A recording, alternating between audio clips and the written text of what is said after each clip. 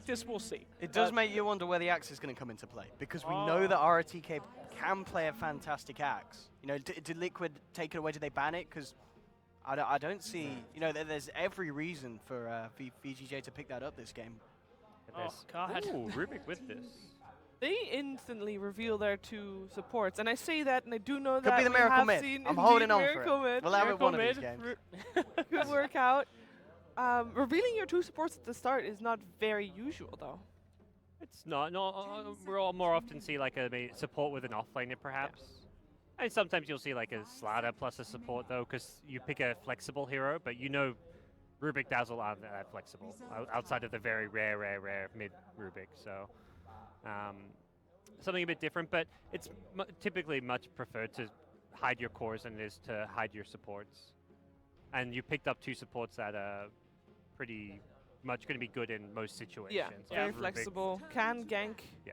Interesting. They're going to actually grab a Warlock here. I mean, I was expecting a Lifestealer, like you said, somebody to pair up really nice with that Slardar and go over there.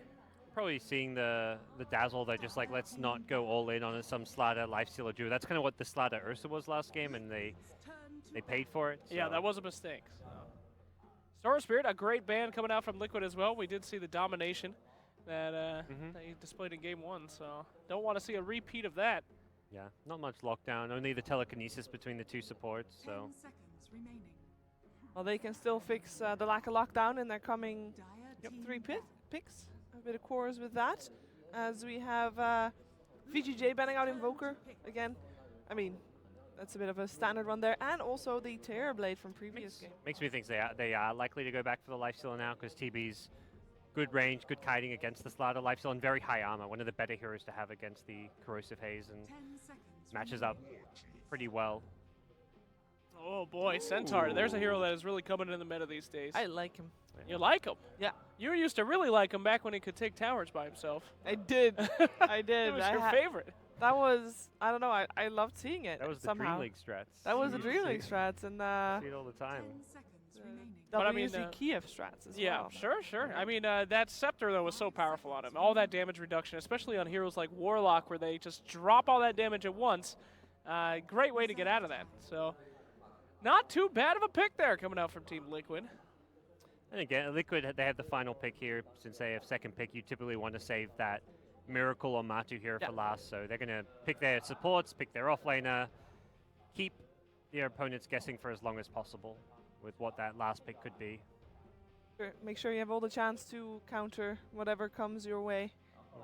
I still would like to see that axe, you know, already. I think a few of the offlaners coming out, you know, what else does RTK play? It's the Dazzle, Centaur, Nyx. They're all gone, you know, they've been picked to have been banned. So So you could play the Slaughter. he could, yeah. I think more often than not, VGJ do it as a support starter. I gotta agree with you, man. I mean, that amount of hold, too, that Axe has with Call is great with Centaur. Nobody can run. Yeah. You put down that damage. It kind of it feels like it goes, but they stick with the underlord pick. Wow. Again. Sheever, you're You know, I don't really know. Like last game, it didn't impress me. You know, I saw good things before the patch from RTK Underlord. Heard great things. Oh, RTK Underlord. Super excited, and then it's like, oh, RTK Underlord. It didn't impress me, but it was more like, I feel like it wasn't. He didn't let me down. Like it was more the rest of the lineup let the Underlord down in some ways. 44% win rate, but this is all the group stage games and the qualifier stages and. Oh, even worse now is what you're saying. Yeah. And 72 matches. That's a lot of matches. Yes. Yeah. Oh, he was very big. I mean, there's a reason he got nerfed. Exactly. He was good. But, I mean, it's all about how you use it, you know. I feel like they didn't utilize it as well as they could have. We didn't see a lot of Disruptor being paired up with those great pits. So, I don't know. I mean, Warlock does keep the boys in that pit for a bit. Could work. True. The synergy is there. The team fight's there. The only problem right now is that Centaur is just gonna let's see VGJ is gonna go for that team fight, right? They got everything going, and then Centaur presses R, and either they're not taking a lot of damage while they're in the pit, or they just run away. They're literally just out of it. They're literally just out. Well, yeah, Sheeves, you make a good argument, but come on. But what we saw previous game, how well Team Liquid's able to dodge fight and basically work around to have the exact fight that they want to get. Sure. But there was a big difference. Where's the vision coming out from Team Liquid, you know? True, They true. got Dazzle, they got Rubik. Those two got to buy wards. No one does that in pro games. So they definitely need somebody. Sure. Sure. I'm still kind of looking towards the mid lane. Still a Shadow Fiend and a TA in the pool, and both teams have got that armor reduction that could Yeah. complement those Ember's high physical untouched DPS again. nicely. OD. Like last time we got to like that last pick and both teams needed a mid and Yeah. all the mids were banned out Yeah, except yeah. for a few There's rare a little ones. few. There's more options this time around. That's why we end up with a Terrorblade mid, but Yeah. it was worked out fantastic. But I want to say that VGJ may pick their mid and then ban out like a counter or ban out another mid because the mid pull is a bit more limited with some of the bans on Invoker, Storm. As for Liquid, could go either way as far as whether they want to pick the carry or the mid here. 10 seconds remaining. Oh, there we they pick up go. the lifestealer themselves. Dire Definitely a bit of a block as well, as you've been Yeah. mentioning, Gods. I think taking it away from VGJ, not letting them have that Slardar combination. Pretty good matchup against the Underlord. They got a decent amount of damage. The laning stage is very good. It means the supports can roam around. This is another game where if there's similar to game 1, if the supports want to like pressure mid, go for the early kills onto freeze, they can because Lifestealer 1v1's just fine against Underlord. 5 seconds remaining. It's very good against the kind of the aura as well. A lot of the times you don't really want to be building necessarily an agi carry against the Underlord because of that aura. That, normally they're going to be building the stat items. Lifestealer, he's going to be he doesn't build stat item. He builds the Deso, the armlet, and then Basher, MKB, and such. It's going to be these items that the aura's not going to affect. So I think you see Lifestealer, you think, how do we kite him around?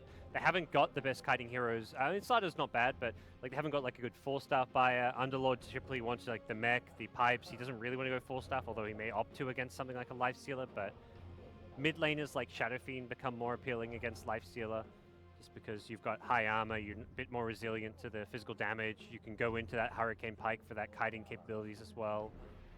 Not sure how Freeze plays the Shadow Fiend, if that's something he's considering or not, but. Similarly, Shadow Fiend's great I think for both teams here. Liquid Miracle plays a fantastic one, and it pairs up well with the Lifestealer as far as amping up his physical damage. Don't really want to see single carry Lifestealers these days, or any days. Oh, no. Okay. Same duo. Yeah, I mean, this is a very similar looking draft to the last time. Yeah. I mean, they do have that Warlock when, Game 1 Fenrir did pull out some big golems. So that could have been the missing factor that they didn't have in that Game 2 with, as you said, three of the same heroes that we're seeing here in Game 3. There were some amazing slows as well. Yeah. So in terms of kiteability, again though, Centaur is still going to be Centaur, but if he doesn't have his ultimate, then at least Ursa can hit. Yeah. And it's a hero as well that, if the Lifestealer and Ursa are on the same level of farm, it's very hard for the Lifestealer to outman fight an Ursa. Feels like they're just also sticking to their guns. They want to have aggressive playing, an aggressive hero. Like it's his style. It's always has been, going back to his CDC days on gyrocopters, whatever it may be. Like the Ursa, the Lifestealer. These are the kind of heroes that suit his playstyle and let him shine. Well, I'll be interested to see if they can make it work. I mean, I talked a lot of smack about that Ursa. Now I'm a little nervous. I mean, they're pretty confident in that, so it'll be working out for him here. So I would imagine that we're missing a freeze hero on the side of VGJ. Timbersaw gets removed. Does it say anything about what Liquid might pick up? Another right-click hero that doesn't match up well against Timber. I don't know, it could be the Shadow Fiend, I guess. It's like not that Timber necessarily counters Shadow Fiend, but it's a kind of right-click hero that Timber has good armor against. But 10 seconds remaining. Understandable that Tinker gets removed. We've been talking a lot about the Tinker already, and the Shadow Fiend gets picked up by VGJ. Yeah, great call. It really does add a lot of that right-click damage. I really feel that's what Liquid wanted as well. So they were probably thinking, for sure. like when they saw the Tinkerbell, like, ooh, we're gonna get Shadow Fiend, but I think now they're gonna react and I guess we're looking at like maybe TA or OD. yeah, TAOD both. seem Could to they work pull for out it. the Ember Spirit? I mean, you have kind of that Dazzle backup, so you're kind of secured that safe trip home. Whoa! Very interesting. I mean, obviously in the mid lane, you're going to be able to control the SF for those shrapnel. Yeah. All right. I'm excited, man. I love to see a sniper game. I mean, he's coming back into the meta. I feel like we've all healed from the sniper I'm troll not sure days. if everybody healed. Not everybody. Some are but- still the outliers, but man. People are remembering them these days with the lone druids. Like Right. it's True. coming back. I mean, They're- that's ooh. worse. So, yeah. I'm excited, man. This is going to be a hell of a match. These two mirror teams, one of those mirrors is going to shatter. And new guy will come out. It's pretty much Terrorblade's lore. It's going to be tight. Do we feel like these drafts are a little bit even? Uh, Or would you favor one of the I two? like Liquids. I'm not convinced that I'm kind of with Slacks. I'm like dubious about the Ursa pick. It's yeah, like, I know. I'm not sure how well it's going to do. It gets Kaida, there's a Dazzle, there's a Rubik, good supports to deal with the Ursa, good supports to help the Sniper win the mid lane against Shadow Fiend. I like Liquid's draft a bit better. All right. Well, Yep. we are going to find out what is going to happen this third game. Who is going to move on to the winners bracket finals of this group? It is over to Lyrical and Merlini. Hello and welcome back, ladies and gentlemen. Hope you enjoyed the break. We had a little bit of time to recover after those first couple of crazy games, but we're now here back in game number 3. It's, of course, Team Liquid facing off against VGJ. Merlini, what are your thoughts? Do you agree with the panel that the Ursa is a little bit dubious? Are you concerned at all for aggressive? I would not want to be playing Ursa in this matchup at all. I mean, he does have a cool set, though. We did comment on that earlier, but I don't know if that's going to make up for the fact that, I mean, how do you deal with the Centaurs running away from you? How are you going to get to a sniper? How do you deal with Grave? Yeah. How do you deal with a lot of things in this game? It's not easy for an Ursa, but it is possible. I think a lot of this is on FY on the Slardar. He needs to be able to find his blink at an appropriate timing because he's the lockdown. He's pretty much the most reliable lockdown that they have that they can actually like kill people very, very early on. Like Root can just get raged off. Most of the other things can get Centaur ulted away from, like Upheaval and whatnot, Earthshock. So I think Slardar needs to have a good game in this series, or in this final game, if Vici want to take the series. All right. Well, the horn is going to sound, and it looks like triple runes. Everybody's just going to head off, pick up their owns, and then go to lane. I have healed from the Sniper days, by the way. Really? I think that Sniper days is way worse than Lone Druid days, or Lone Druid currently. Like, that was miserable. You know what it is? It's the voice. That's what really gets you. His voice is It's awful. susceptible. It's the worst. It's so the bad. hero was just like, okay, you get Mask of Madness and you just destroy people. Yeah. Like, Lone Druid takes minor finesse now. You have to be able to press your Savage Roar button sometimes. You have to micro your bear like a little bit. Yeah. You have to switch in and out of bear form sometimes. No, just a click. Well, and Miracle already going to have a little bit of issues as FY is just going to roam in and. Slardar he's not great at this sort of thing. He's not an ogre. No. He does have boots though, but you know, no stout, no innately high regen, not super high armor, so he is just not the tankiest hero in the mid lane, and Slardar is actually heading down towards the bottom and maybe trying to, I'm not exactly sure what FY is trying to do right here. Well, maybe he might get a couple of right clicks on Miracle right here. Yeah. Boom! This is actually pretty typical, I think, of VGJ, is that they'll send FY mid just to make sure that Freeze at least doesn't get completely demolished in the first couple waves. That's true. He will get a few souls, so that is quite nice. But maybe losing out on what could be a bigger gain elsewhere. We'll see if it ends up coming back to haunt them at all. But this dual lane going on as well as they pull back in. ROTK going to try for some body blocks. Matumba Man throws out the open wounds as well, and he's taking a lot of damage here. If they manage to find the block, they can't possibly get the kill. He's so low. They do end up finding it. Salve used as well. Lightstone making a fairly big difference there, I would say. And ROTK already TPing back. Mind Control also has taken some damage over here. Yeah, it was pretty impressive, the body blocking coming in while keeping the right clicks going from the Lifestealer. Good stuff. Oh my goodness. Oh, He jeez. died in the exact same way. Really? Just pull back in and open wounds as well. Yep. Yeah, that's ROTK for you sometimes.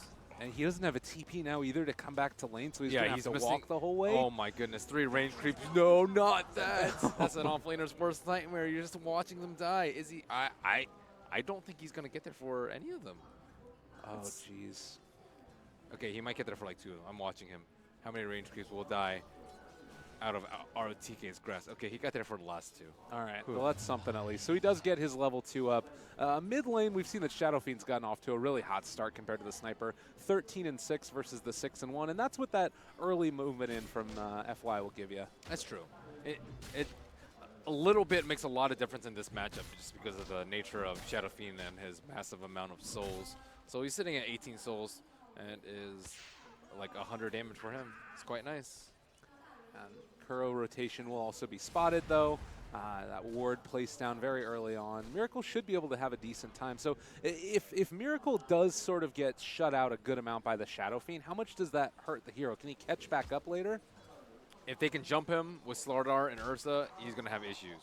So it's actually not super dependent on. I mean, if he has like Blink and like Hurricane Pike and all this nonsense, then yeah, he can escape. But I would say it's mostly on the opponent's not getting that. It's okay if he's not that farmed, if the Ursa and the Slardar aren't that farmed as well. Okay. And Slardar, like we said, just sitting here a little bit longer. Maybe this isn't doing as much, but ROTK has sort of been resigned to jungle lane back now. Can go in. That's a disaster. Shrine, but this is it's a rough lane for ROTK. Doesn't seem to be getting a whole lot easier either.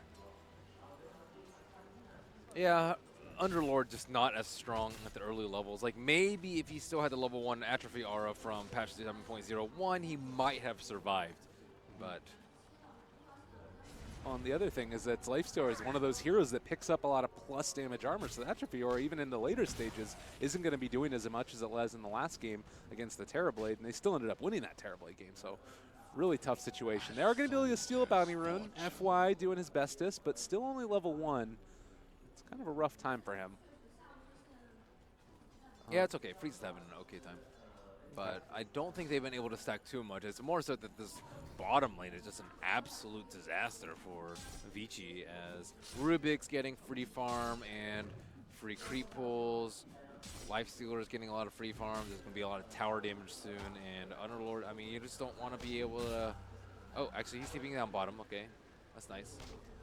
I was wondering, so considering that this has gone pretty rough and Aggressive's lane has gone well, he's on a hero that can maybe be a little bit aggressive himself. Do you think that they make a rotation down to try and gank the Lifestealer potentially at some point, or is that a little bit too hard to do? That's too hard to do. That's a lot of time. Like, after that, what does he do? Right. Like, you might kill him, and then Lifestealer will TP back the lane, or just TP top or something else, and then Ursa's not going to get anything accomplished. I think you want to stay around this top area so that you can do Roshan A-Step. I think that's a much better way to force the Lifestealer to do something that he doesn't want to do. Than failing a gank and just not getting anything out of it. Yeah, it's not even guaranteed. Like, you can just rage and run away, and that's about the end of the story. ROTK in a lot of trouble on the bottom lane. Matoma Man right-clicking ROTK. Oh, I believe in you, Observer. They got there in the time. I believe in him. Oh, it does look like ROTK is also going to be able to get out. So they don't do it. Matumba Man jumps inside of a creep, wants to get out of dodge as well, and we'll escape from there. Still, nothing really too much since those early kills on ROTK. It feels like he's righted the ship a little bit, and things are going slightly better for him. It's not great, but, you know, take what you can get at this point. He's getting levels now, but as we saw from last game, like, it wasn't the best Underlord performance from him, dying constantly, while getting farm. Well, here's a rotation now. No points in Pit of Malice. It looks like they were just going to... He's bottle refilling. Okay. Being a helpful partner there. FY is in the mid lane with an invis, and this would be a big kill. It does look like Miracle in a little bit of trouble. Gets the 1-2 raise. Is he going to find a third? Doesn't matter. They get the kill regardless. And, well, GH pulls back in the FY Slardar trying to take him down. They can't quite connect with the poison touch from Dazzle. And so he is going to be able to get out and away. FY doing a very good job of pressuring this sniper to, like, getting all the runes so that he constantly has to live in fear. Is he hasted behind me? Is he invis on top of me? Like, is he going to gank me when I'm trying to go for my shrine? Like, there's all these things running through the sniper's mind that, you know, he can't live and play freely. ROTK going to mess with Matuma Man a little bit, but FY is close. 99 seconds on that shrine. I don't think that's a place that they want to be. Yeah, it's a scary one indeed. I mean, Matumba Man is alone here, so it's not like they're really being into too much trouble, but for now at least, everything's sort of for Vici J holding off until you can get those first couple of items, I would imagine, and get themselves some farm up and online. Oh, in the jungle, maybe? ROTK, real low. Is he going to go down? They find it with the infest. Oh, Matumba Man, style points for that one. And going to get ran down. Does he have rage? 4 seconds away. Trying to run. Can he get out? They are going to be able to connect. Slowed down. Matumba may get the bonus movement speed, but he is going to die. Aggressive finds that kill. Important. They need to slow down this Lifestealer, or else he's going to have way too many items. does still open up a little bit of space here for Miracle in the mid lane, who can push this out and deal a little bit of chip damage on the tower before he heads out and away, but Double raise, dude. that's gone. Never mind. Double raise. It's pretty good. And they've kind of switched up the lanes a little bit now with ROT, or rather Aggressive hanging out down here in the bottom and thinking about diving. They dropped the rock. No respect for GH. See It's you later. definitely worth it for them because they get a lot of tower damage with the rock. Like, rock's one of those things that you want to use ASAP. And for a support kill alone, no, but for support kill and tower damage, that's what you're talking about. Matumba, man, this is very, very bold for him. Is going to need to jump inside. He's going to get the Centaur jump away, so he's able to survive from the damage coming out from Aggressive, but they hold on to the tower and actually didn't do as much damage as they might have wanted, at least for now. They're forcing a lot of people to come down here. FY very low on HP, but going in deep. Oh, GH, he finds the stun. That was so key and important. GH is going to go down, and Kuro might as well, trying to TP out of there, it looks like, and, well, not going to happen. Is that enough mileage out of the rock for you? Yeah, that's more than enough. They sold me. That's such a tough spot for Liquid. Like, do you TP and fight into the rock, or do you let the tower fall? They kind of didn't do either. It's Well, now it's easy to say, Right, but exactly. 20 seconds ago, they thought they could have fought there, and Lifestealer also thought he could man up and perhaps kill the Slardar, but you know, Slardar has those tranquil boots, a little bit of extra armor helping him out there. Again, it is some more space being made, at least for the moment, for that Centaur up in the top lane, for your sniper, and Lifestealer is already fairly farmed, but it's not looking completely amazing here for Liquid. It was so important that Ursa came down there, because if he didn't come down there, he'd have his armlet, and if he has the armlet, he would have been able to kill the Slardar right there during that push. They would have been able to defend that tower. So like, there's a lot of small things adding up to Liquid not having the best early game, despite Matumba Man getting off to a very hot start, killing ROTK 3 times. Well, about 10-minute mark at this point. Still 3-5 is the score, and starting to feel like, is this a point where you start to rotate and make more of those for VCJ, or is it Roshan time? Okay. Ursa's Roche time very early on to the game. Pretty much whenever you get Max Fury swipes or you get Lifesteal, and he has both right now, so it's definitely Roshan time. The problem is they don't have Rock to support him just in case. They can get good vision inside the pit with the sniper. A Lifestealer is like a very good hero to be able to run in, and they can have the Rubik in the back lines perhaps to even steal a rock of their own. So I'm pretty sure Liquid definitely want to contest this. They need eyes on Ursa. Ursa will reveal in the mid lane, so they know that nothing funny is going on as of yet. And it looks like Ursa is doing the same build that he did last game with the early Vlad. It's a tough call for Ursa because generally you want lifesteal so you can do Roche easily, but it slows down your blink a lot committing to the full Vlad. So a lot of people just get the Morbid Mask. Some people just get Helmet Dominator because it offers you health regen without... Oh, they drop it again on Matumba, man. It's going to go down to that. That's a pain. Man. Oh, and they've also found GH, so 2 end up going down there. Wow. I mean, again, it's Rock used for that one. They don't get a tower off of that, but they do find a huge kill. The thing that's much different about this game, like, I think some of the panel were like talking about, oh god, Ursa, and myself too, questioning Ursa's viability in this game, is that he doesn't actually have like a timeline that he's worried about because he's going to scale, I would say, equally to the Lifestealer. Like at any point in the game, he can deal with a Lifestealer just because of how Ursa is. Like you just trade Rage with Enrage, and you will generally destroy the Lifestealer at any point. So you can kind of make him feel threatened. As opposed to last game, there's a point where Ursa's going to be useless versus Terrorblade. So like this game, it's he's in a much more comfortable spot, and Liquid are in a much less comfortable spot because they know that they can't just wait the game out. They actually have to fight head on.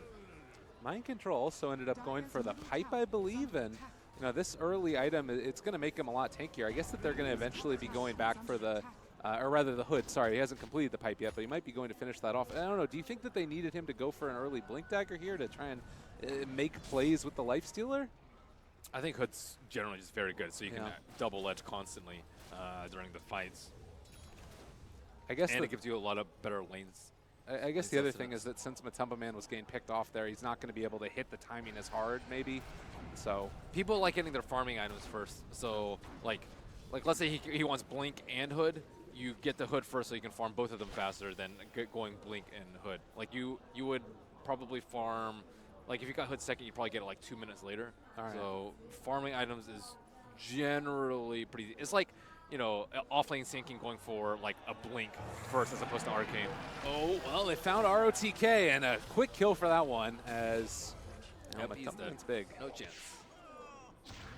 And Miracle behind the tier 2 or tier 1 as well as right click and Fenrir with the tower already gone. I'm just going to back out again. It's Ursa. See, Ursa can't really threaten people because he doesn't have Blink. Like, right now he has 1,600 gold, but because, again, he committed to the Vlads, he's not really going to be able to chase people down so easily. And FY? Miracle is in deep. well, they end up being able to get the Grave off, so he does escape for the moment, and Matumba Man in a little bit of trouble as well. They do have the lift in the second if they want to use it, taking a lot of damage. The Ursa is getting the heals. Can he make it to the shrine? He does, and that means Liquid has to back out. Yeah, Rock is up in about 10 seconds time if they want to pursue. However, Liquid's out of there. So do they actually want to do Roach now? Fenrir is a little low on mana. You can't actually cast Rock and Bonds or heal people up if you wanted.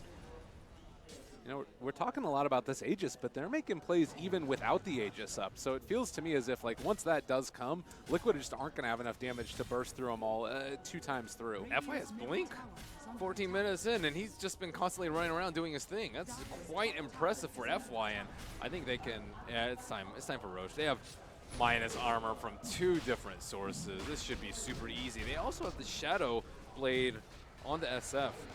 So a hero like Sniper, who generally feels probably pretty safe in the back, is going to have to start watching himself if Requiem is going to be online.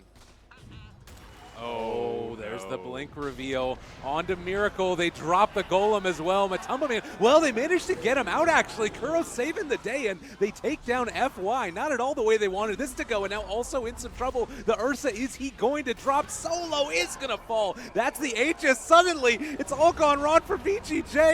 Matumba Man finds another killing spree. Can they get into range? Trying to take down that aggressive Ursa, but it doesn't look like they're going to be able to catch up to him. Still great fight, though. Stampede is so good, and Sniper, he has, that's his best defensive tool, on top of having Grave, and that just proved too much for Vici. They didn't have the Underlord, too. Underlord Dark Rifted in towards the tail end of the fight, but they could have surely used the mech to save the Ursa's first life, save the Slardar, save the SF. Miracle? Uh-oh. Well, heals from Dazzle, and that's the key to get out of there. FY, run away. I want to be here, little fishy. ROTK hasn't been integrating as well with his team when he's been playing Underlord. Like the Knicks testing, it looked like they were, you know, he constantly had heroes around him to pick people off with him. He was constantly with his team for these team fights that were going to be happening. He had a better laning phase, but the last 2 performances on Underlord have been quite lackluster, and he has not been able to offer pretty much anything to his team. And you have all of these extra burst damage now as well. The Echo Saber is there on the Lifestealer. They are going to be able to just jump and kill off Kuro. It's been a thorn in their side. You mentioned it early on in the game, how having to deal with that as the Ursa. But it does look like, at least for now, Vici. Oh, the big stomp, the combo. Oh, see you later, Vici.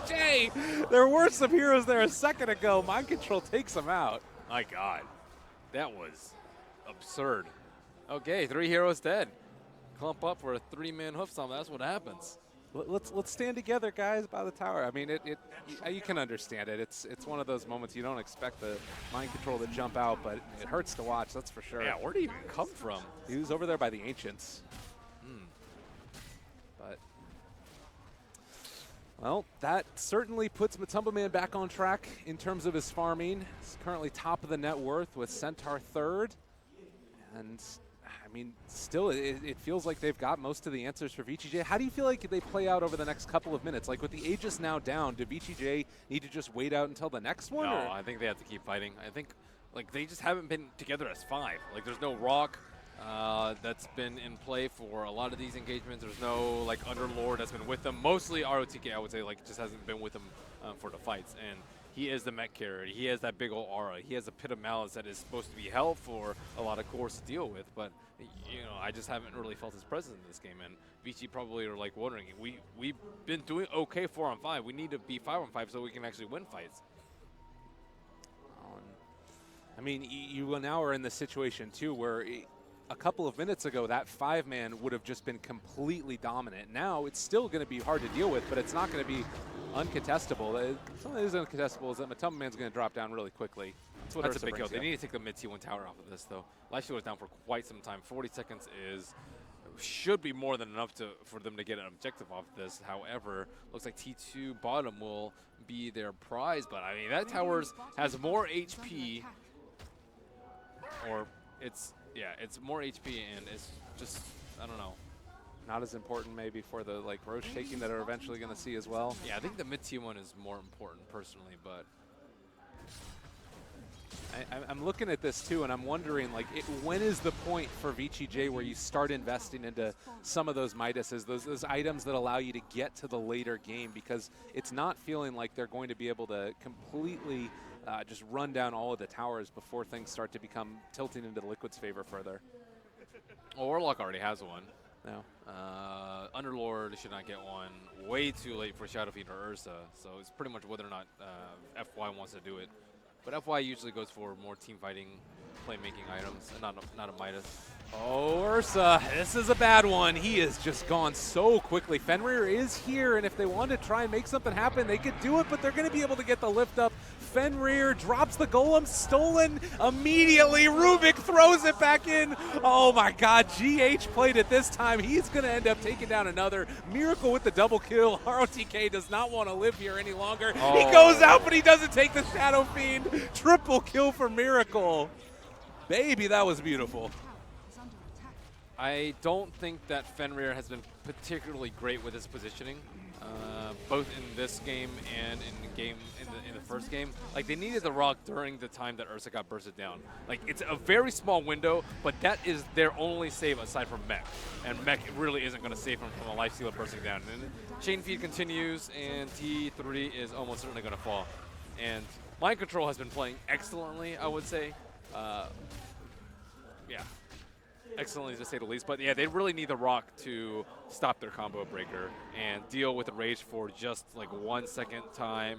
He needs it to not be stolen, and it's very difficult though for Stampede. Like, I can't really blame him for having it stolen, but needs to be a tad bit closer to his team. Yeah, definitely. It's been a rough one. It's been a rough go. And I think that when you need so many things to go perfectly for your draft and for the team fight, you've sort of put yourself into a position where it's almost impossible to come out ahead anyways. Like, you can't rely upon the perfect rock to save you. Normally it'd be okay though, because usually Ursa plays with Aegis, but they threw away the first one because they had a botched fight near the T1 tower. Oh, FY spots out the shrapnel, realizes he might not want to go up there, I imagine. But they're just continuing to sort of scout things out. This is sort of the quintessential Liquid, playing it safe, not wanting to overextend, and we'll see what their next move is. Is there anything that you feel like for them they really need to try and accomplish here? Do they need to deny the next Roshan? Is that deny the next Roshan is definitely the next game plan. Like, they're like Vici is like kind of losing with first Roche. If they don't have Aegis available, they can go ridiculously hard on the Ursa. And without the Ursa, they don't have that much damage because SF is super fragile right now. He doesn't have BKB. He is not going to have it for quite some time. He went for the Lance after the Shadow Blade. I personally think Silver Edge has a lot of merit here because you can break the Life Stealer so he doesn't chew your team apart. I think like they need as much damage mitigation as possible. They have like Atrophy Aura, they have Mech, they should have Greaves at some point. Actually, Underlord, he doesn't actually get Greaves that often on ROTK, but anyways, they have... Oh. Well, ROTK is going to go down. They dropped the Golem. That was a good rock. Yeah, well played, and ROTK is going to drop now, I do believe. Well, Ursa turns it back around. They have the Fenrir rock to come in, but they're just going to be able to save him. He jumps inside of the Golem that Kuro dropped, or excuse me, GH dropped. We got too many Rubik players. But he's able to escape from that one. Yeah, Fenrir, see, that's the kind of rock they needed for the Ursa one. It's like, okay, as soon as you, like, one of your teammates get out, you drop it, and Pitlord lived for quite some time. They almost were able to drive the life time. 4 seconds. They're inside the pit with it right now. Can they really do it with a Life Stealer who's... yeah, actually, they definitely can. They don't have any minus armor, though, aside from the Blightstone. Well, he's going Manta on the Life Stealer, Very unusual pickup.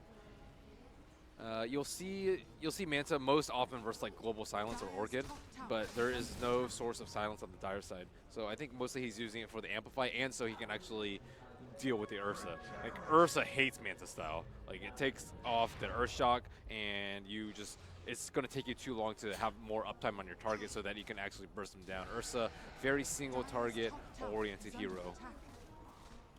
I don't know if Liquid saw them back up there into the base, but the movement out now with the smoke. VGJ are going to try and put themselves in a position to contest Roshan, and it looks like it's time to go as well for Liquid. They are weaved. They Best see is there. Ursa, but they have to go through the smoke team in order to get to him.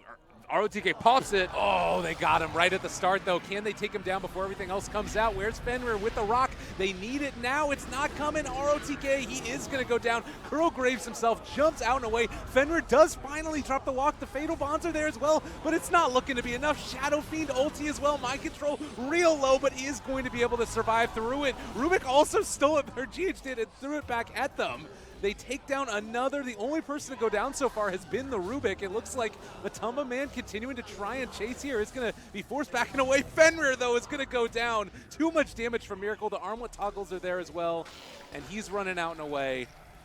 Oh, terrible team fight for VGJ. The sniper is just going crazy in these fights. Like he probably wasn't even on the screen just because like of how little pressure he's getting thrown his way. The only person actually threatening the sniper a little bit is Slardar.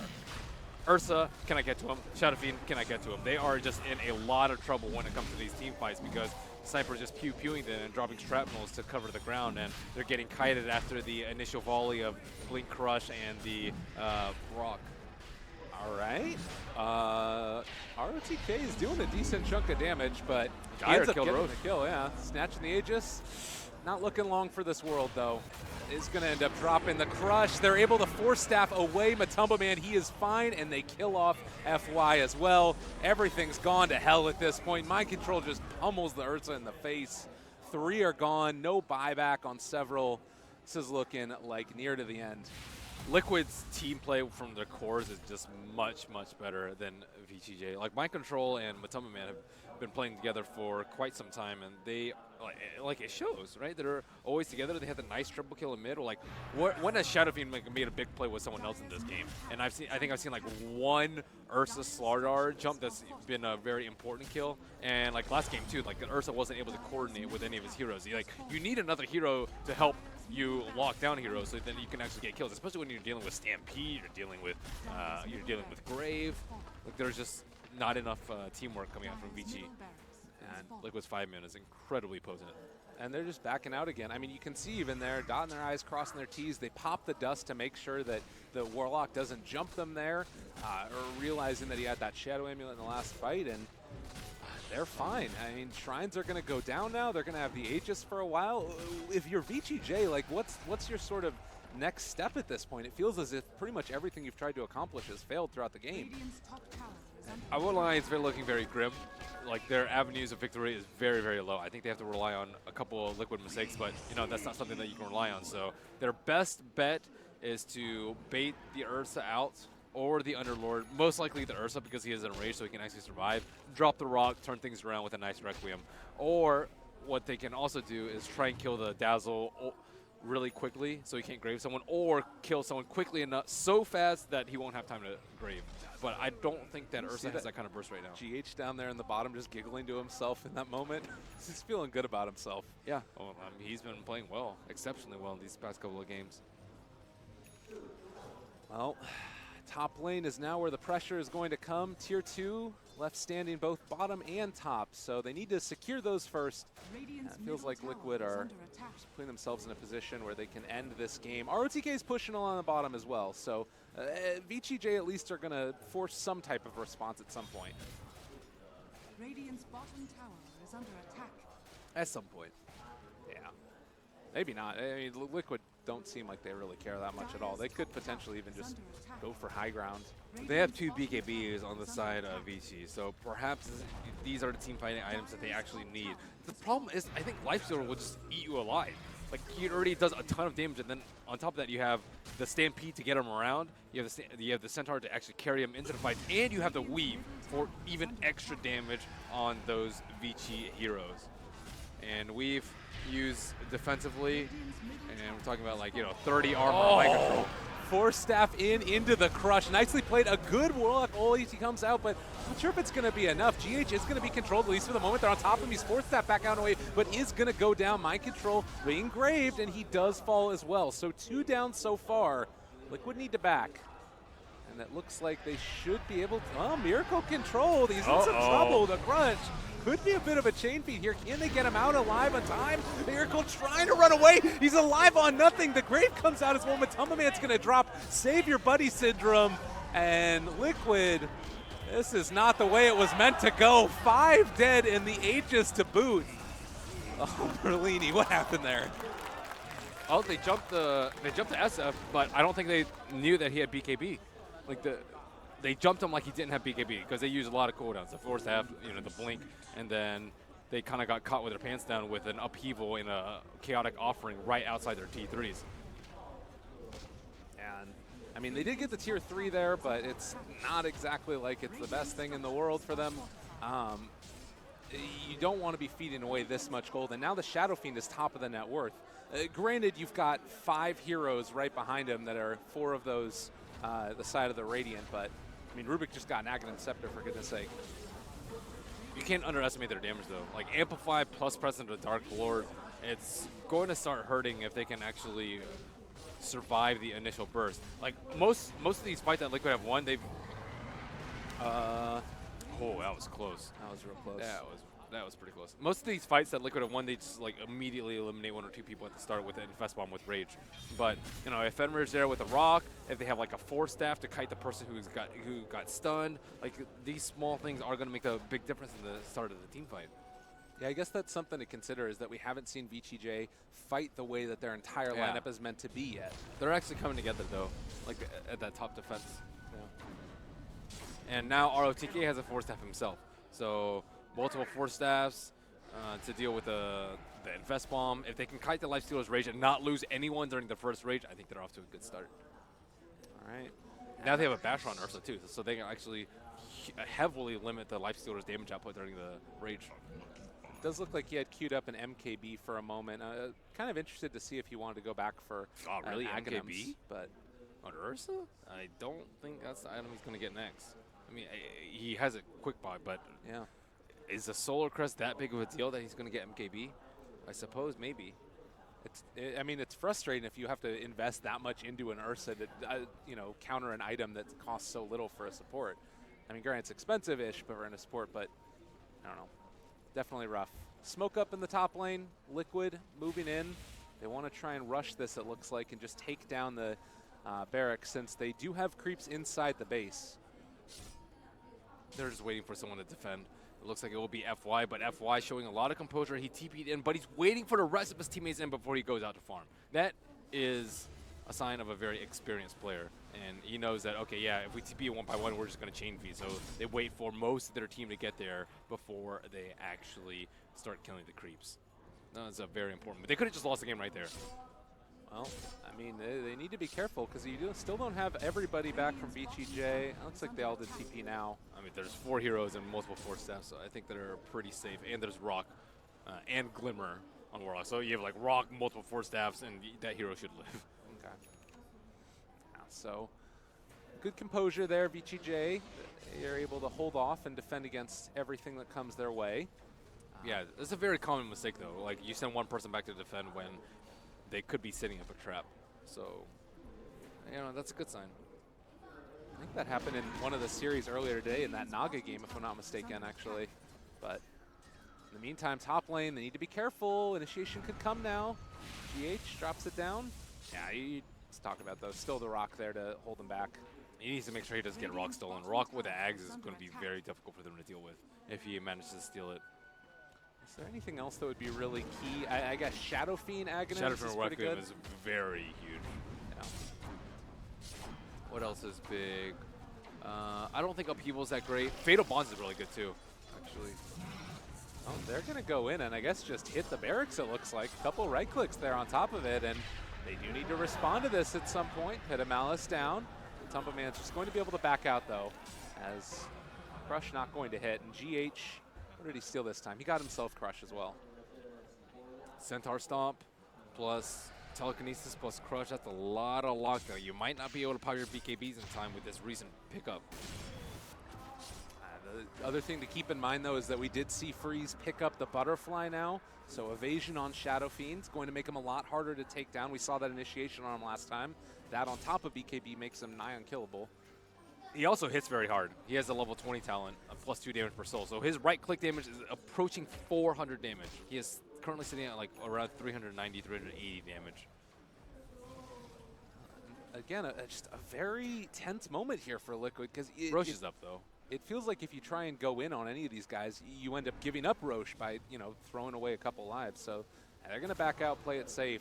Still maybe a bit bold to go for Roche right now, but they'll take it quickly. Not that bold. They were camping outside Vici's base for a good, what, 3 or 4 minutes? So Vici, they can't really approach that area. They don't have any vision in the area. Liquid have multiple sentries in the area, so like Vici have to gamble pretty much. Like if you think they're doing Roche, you might just walk into a trap and just instantly lose a hero as you approach the high ground. So it's not really something that they could have prevented unless they gambled at the perfect time, which would be a crapshoot. And they'll get this D ward as well here. So any of those wards that do even get placed down, not going to stay up for long. Looks like there's a little bit of issues going on with Liquid. Of course, want to make sure that everybody has the game going perfectly for themselves.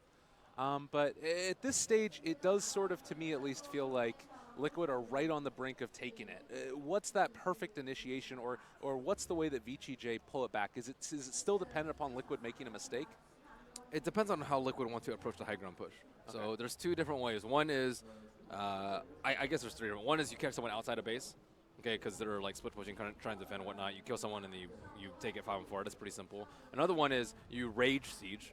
So you just right click with a life stealer. That's kind of what they did just a second ago. You right click every time you have rage. It's very safe, but at the same time you don't really have a good opportunity for pick off because you won't have an infest. And the third one is infest bomb inside mind control, so that you can go for like a 1 or 2 man pick before the fight actually starts. So they've tried multiple ways. I don't actually know which one's the best for them. It depends on how Vici plays. If they play very aggressively and push out the lanes, yeah, you pick them off. But they're playing pretty safely inside the base, waiting for someone to get jumped. So I think Rage Siege is probably the way to go here, especially because he has Aegis, so they can't all in on him with Ursa. I guess the thing that might be a little bit scary about that eventually is when Ursa picks up an Abyssal Blade, being able to like break through that and then put him out of position. They have Grave. Okay, yeah, that's still a thing. They have Grave, and then he can cheese after. So yeah, I think Matama Man just walks up Rage Sieges, and they can't do that much about it unless Ursa puts himself in a very bad spot. Well, it looks like they're ready to go for it. He's going to right-click ROTK and just back out for the moment. This does always get a little bit precarious, though, sort of in these moments between Rage. And, of course, ROTK just spamming out Firestorm as well.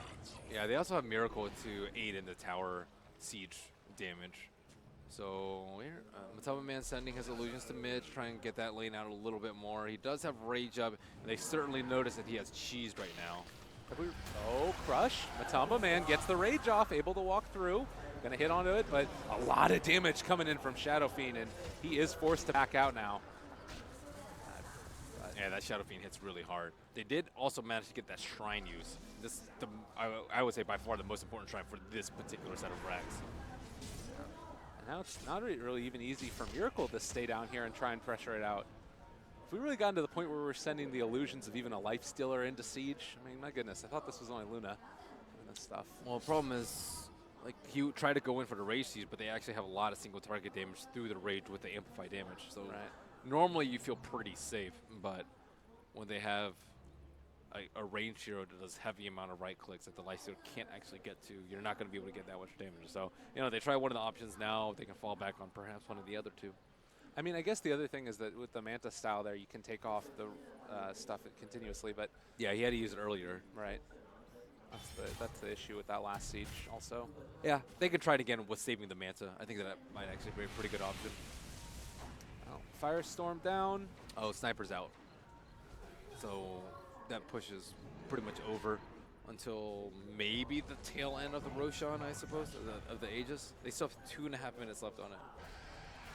I mean, they're still going to be able to out-farm Vici consistently as well. That's the other side of this, is that we're going to continue to see it as another pause comes out. I'm sure everything is fine. It's going to be fine, guys. Voice lag. But it does sort of feel like maybe you have to go back to that, find a pick offer. Like if they were going to get to the point where they could just go for like a high ground break, what would be the item needed? It's not an item. No, it's not. It's just like what. Like maybe Centaur Ags is the only one that I think will make a very, very big difference going on to the later game. But everything else is just minor upgrades here and there. no. Well, a little bit of a pause, of course. Some issues. Want to make sure that everything is working well for all these players. They've put on a good series so far. I've been impressed. What have been your thoughts on each of these two teams? You got Liquid coming in, perhaps one of the favorites, Vici, maybe one of the underdogs, but a team to watch. Do you feel like this series has impressed you in either way? I think that Liquid is continuing to show high individual prowess as well as good chemistry, but sometimes their drafts are a little bit wonky and not particularly suited for this particular patch. And I think the Keeper Light, was play from GH was particularly good. And I think on the side of VGJ, they just have some individual play issues. Like Free's not really delivering, I would say, in the last half of last game. ROTK having a terrible, terrible, terrible early game, this game and last. I don't know. Overall, I'm pretty impressed with both of these teams, though. Yeah. I'm curious to see what happens as we see the rest of them that face off against each other. Of course, a little bit later on today, we're also going to be taking a look at the DC versus Wings rematch as well from TI. Always great to see that one. And then the winner of this game actually is going to face the winner of that series. So a whole lot more great Dota 2 to come just a little bit as soon as we are able to finish off this game. Look at this guy. He looks amazing. He's been playing Centaur like a champ. He has been. I've been pretty impressed with Mind Control's play consistently. I think that he's been sort of that, oh my goodness, they're yelling. I feel like he's sort of been that steady force in the team that's always been performing up to standards. I also think that he can play a lot of different heroes. Like, he can play the Initiator, like the Centaur of this game. He was pretty well known for his faces away back in the day, but he can also play like the heavy farmers too, like Timbersaw and Nature's Prophet. I think he's also very, very good at. So he can play multiple styles of offlane, which I think is incredibly impressive. Yeah. And of course, from Vici, we've been seeing a bit of a break from what we saw from them in the qualifiers. I think that particularly game number 1, the draft, where they decided to take that coddle first and then steal it away from Liquid, it's been so important for them in a lot of their games. Just showing a willingness to experiment and try new things, definitely necessary. I think that they could end up upsetting and maybe making it through. It's tough. Yeah. I mean, even if they win this or lose this, let's say, it's the other side of the bracket's going to be very, very difficult. Now, both DC and Wings. Yeah, it's not really teams that you want to face. There's a lot of good teams in this event. I think that's what we're saying. It's the reason that winner of this is definitely, I mean, particularly for several of these teams like Liquid, you're looking at a direct invite through the major qualifiers, really important stuff.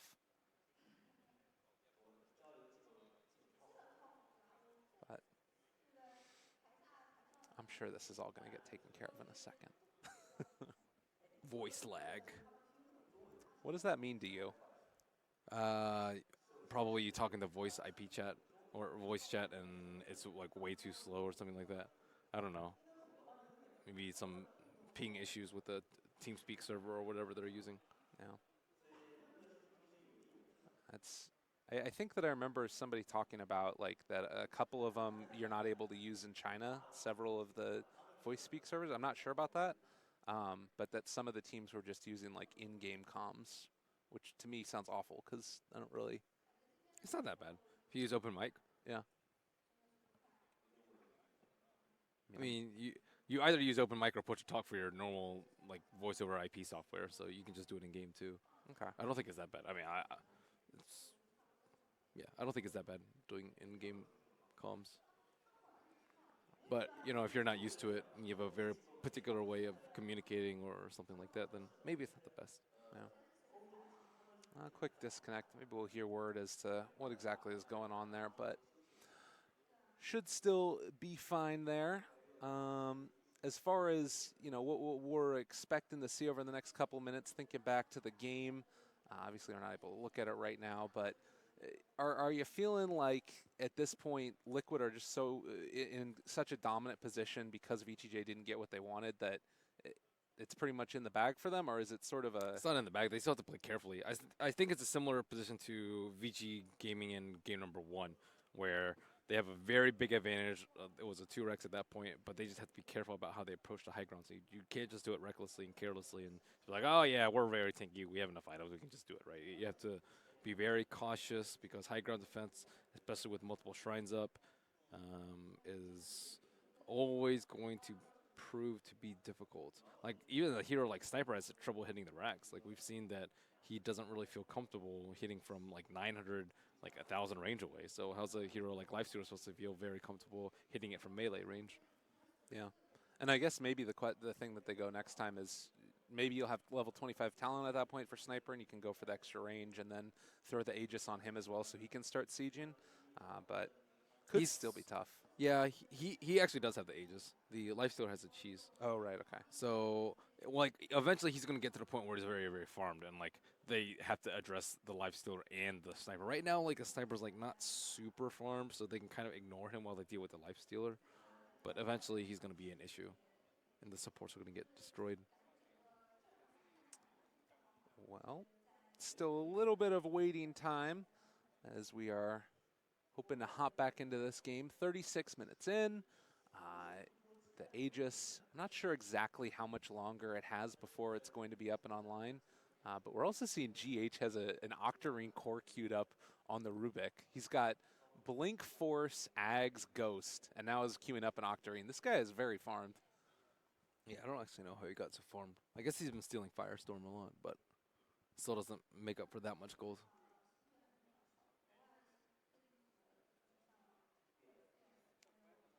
Trying to... We need Slacks here to fill time. I didn't want to say it, but... He's actually one of the best people I know at just filling time for whatever unexpected reason that it may be. He always has something random to talk about, which is great. Yeah. I don't want to try and imitate Slacks, but I will try and fill time. I feel like that's sort of one of those traps that you can fall into. What, imitating other people? Yeah. That are better than you or something? Yeah, it's not good. Yeah, I guess. I meant more just in like trying to get into the mind of Slacks. That sounded terrifying. Oh yeah, that's that's difficult. Mm-hmm. So it could be a series in and of itself. But yeah, it's still a lot of room to grow on these heroes as well. Looking at it.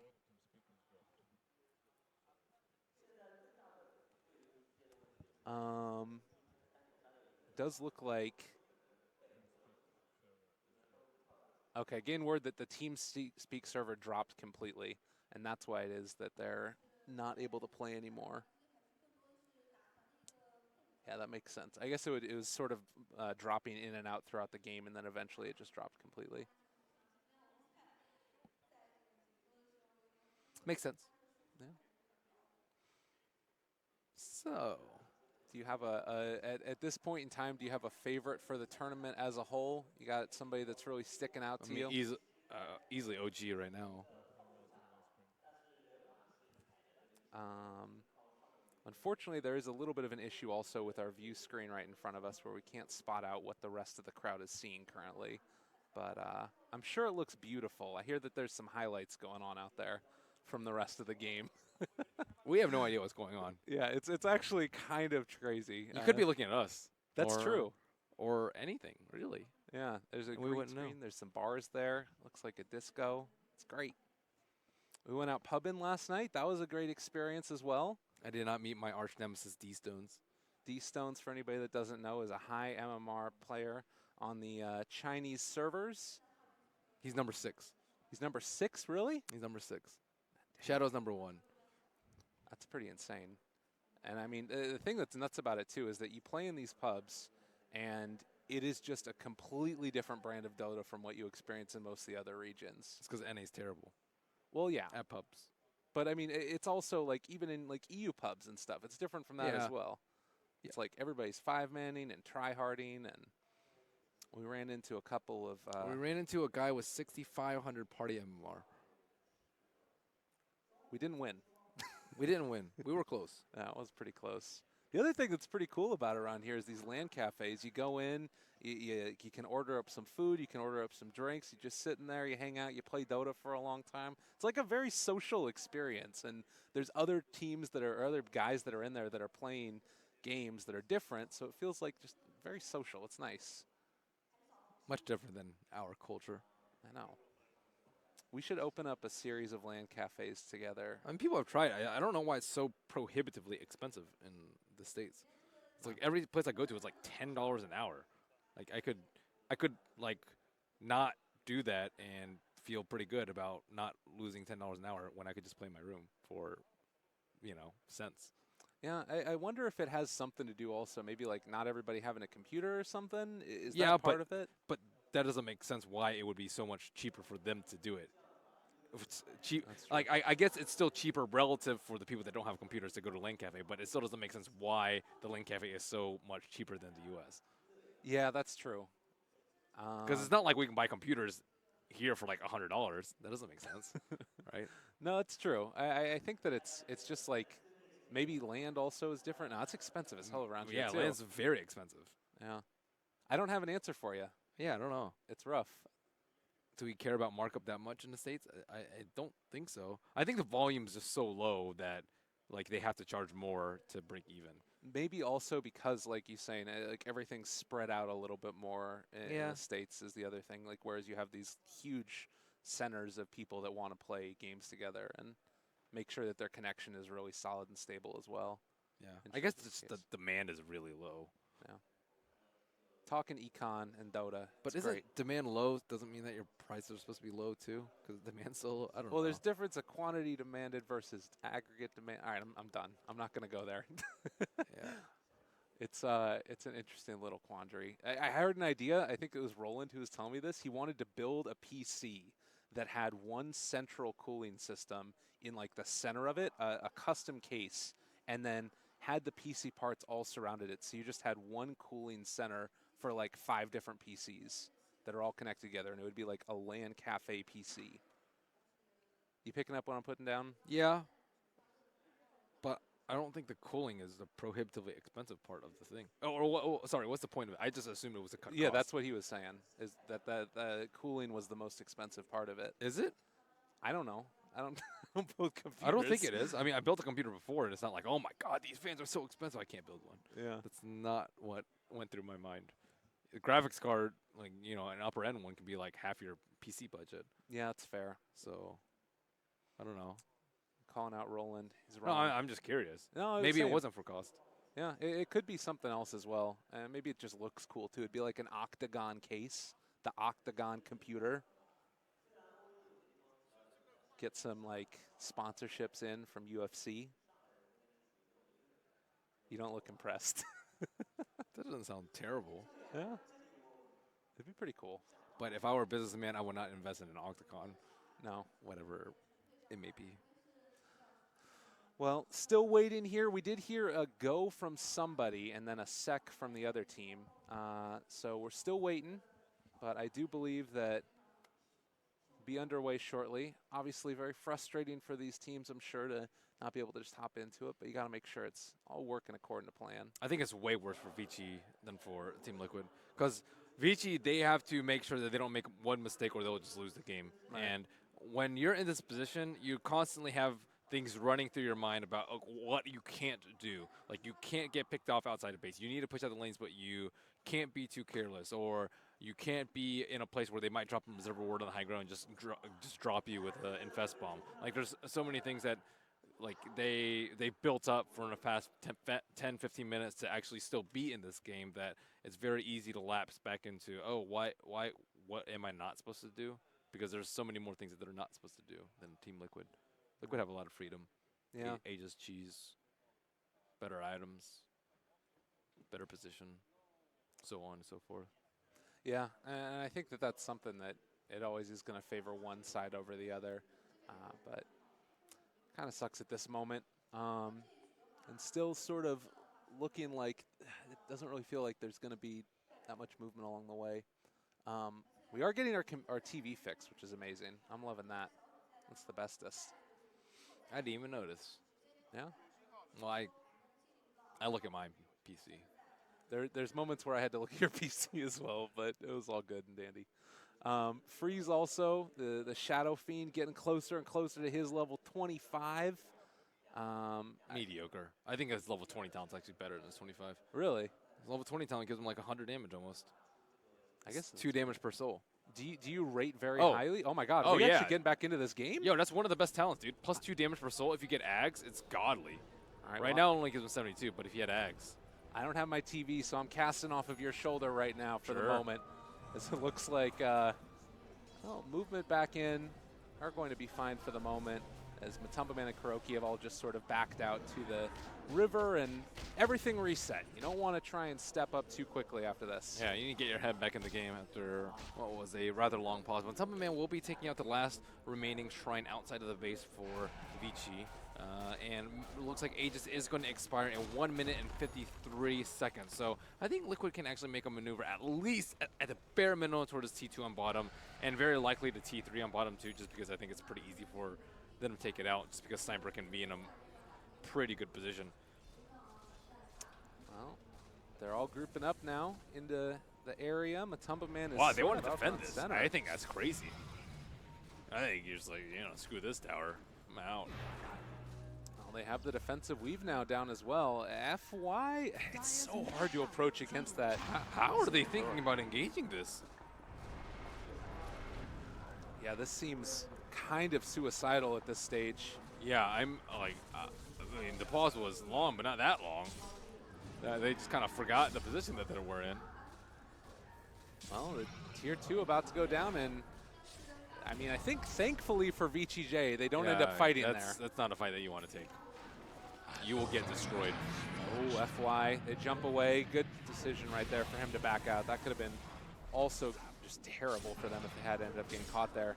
So we talked about it a lot during the break, but for Vici J at this point, well, what's the big play for them as far as... Same thing as before. Wait for someone to be out of position, drop a rock, and ROTK is going to be the one out of position. Yeah, gets caught back in. The weave is down, but they're already dead. FY out of there, and maybe going to be able to find a bit more if they're not careful. ROTK going down. They get a good rock, and going to be able to bring down Kuro. Nicely played there as well. Matumbaman goes to the man to dodge, trying to back out and away, but Ursa on top of him eats the cheese. Can he survive? Is not able to take down ROTK, just barely left alive, but now Sniper just hitting away at them, peeping fools in the woods. Can he take them all down, though? The Dark Rift, it is going to be able to get out. It's only ROTK who escapes. Everybody else is gone, and now they're on top of another. That is aggressive. Gone. Buybacks need to come in mass, but they're going to be missing 2 of them. He died to Firestorm while Armlet toggling. That's a shame. I'm actually surprised they gave the Aegis a Sniper, because usually you give it to your tower hitter / person who's going to be in the most peril, and as we've seen from these fights, Miracle's kind of free to do kind of whatever he wants, whereas Matumbaman is the one who's constantly worried about dying. He got his cheese off that fight, but it still looked like he was going to die before he popped it. Oh, definitely. And I mean, now you're sort of in this awkward position where, well, they actually are going to try and go for something here. Ursa jumps forward, and they've got him controlled. Hurricane Pike as well, doing a good bit of damage. The Stolen Pit of Malice gets thrown back against him. GH is just a menace. Yes, indeed. Quite the menace. Oh, Miracle! Oof. Oh, I thought they might have had a way to stop his TP, but nope, got too excited. Oh, the Shadow Fiend is going for this. And Kuro tries to go to the low ground, wasn't able to quite find it. He's just going to run away now, goes for the self-grave, Pit of Malice down as well. And yeah, there's no way out for him here. Poor Kuro. FY did buy back for that last fight, but not a big deal for the support Slardar. ROTK And, well, they actually have caught out aggressive, and they force the BKB TP. He has the enraged on Rubik. That's actually pretty value right there. Yeah, the 80% damage reduction is crazy good. And he has Ags as well now, so can take himself out of stuns.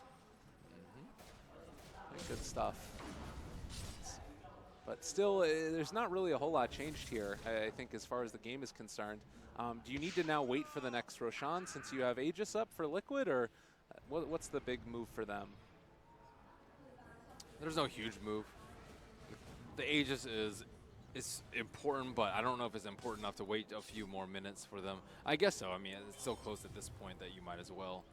They didn't really get that much damage on the T3. I think they can easily take out this range Rex on top, but the range Rex on top is probably not worth the effort at this point. Because they would have to push out the lane, kind of pause for the 5 heroes up there just to get a range Rex. It's not worth it. No. Well, they did end up finishing off the Butterfly for Sniper. And I believe Ursa did go MKB earlier. Is that this game? Or am I thinking of a different one? No, he didn't go for it this game. He didn't go for it. Yeah. So another way to keep Miracle alive in these fights. Oh, they almost have Scepter on Centaur. Actually, they do in 25 gold. That's actually quite scary. You won't have buyback with it, of course, but I mean, oh, you really shouldn't die. Man, getting really aggressive there again onto ROTK. He's just not afraid at all with all these items. Like, he has Enrage too. Yeah. Force, Ghost, Enrage, all of these things. I mean, currently the 5th most farmed hero in the game, above the Ursa. Oh wow, Ursa is very poor. Yeah, it's kind of insane. But with that Centaur Ags now up and online, this might be the moment where they can go for that push up to high ground with Miracle there, peeping on the low ground. Make the plays they need. So the gem is going to be passed over as well, over to the Rubik.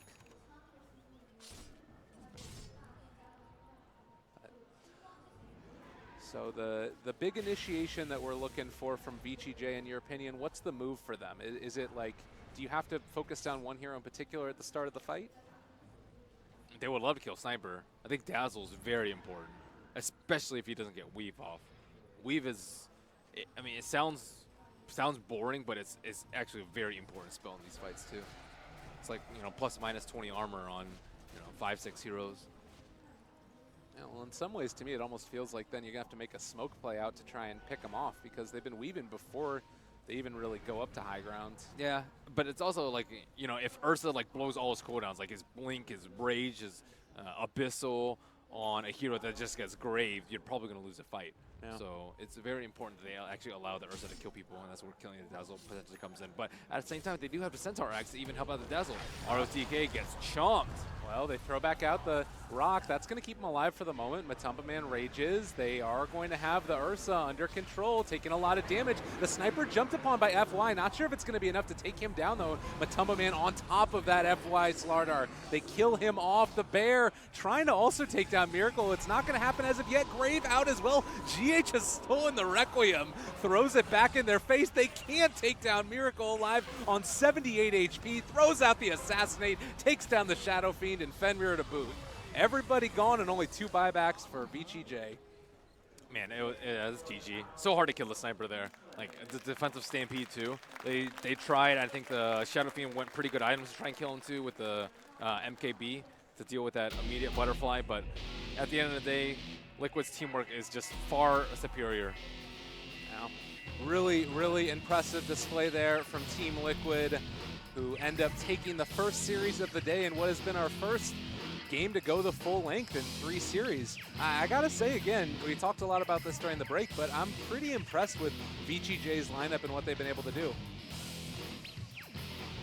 That wasn't their best showing. Yeah, fair enough. I think that GH, you know, he's continued to impress. I'm more impressed with him than anyone else out of these 10. Well, I do believe that we have an interview that we're going to be going to on the stage, so we'll hand that over to them in just a second, as it does look like, who is that they've pulled over? Oh, GH, cut him over here, the VIP, baby, please. This Come guy. here. Oh, no escape, hello. 好，又到了采访时间。那向我们第2天新来的观众介绍一下，那这位就是我们著名的英文的主持人 Slacks。 Hello there. Thank you.